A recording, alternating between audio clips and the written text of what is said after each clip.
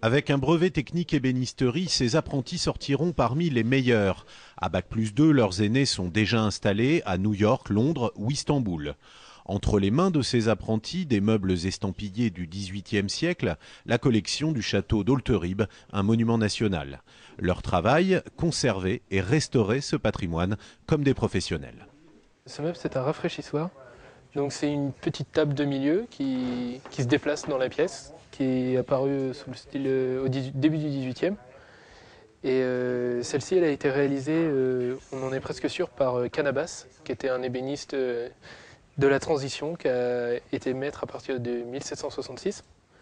Donc elle est entièrement en acajou, les formes sont très modernes pour l'époque, avec il n'y a pas de décalage entre les pieds et les traverses. Le tiroir en fait a dû être cassé, certains éléments du côté sont restés dans la façade, donc il va falloir les décoller, les remettre en place avec une colle irréversible pour reconstituer la façade, et après recoller le tiroir avec une colle réversible pour qu'on puisse le démonter le jour où quelqu'un aura de nouveau besoin d'intervenir.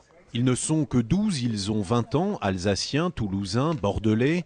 Au programme, les gestes du métier comme le vernis au tampon, mais aussi l'anglais, le marketing, la gestion et l'histoire de l'art.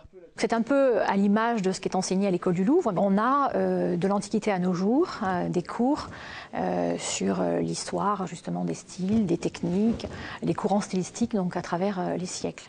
La formation durera 2 ans.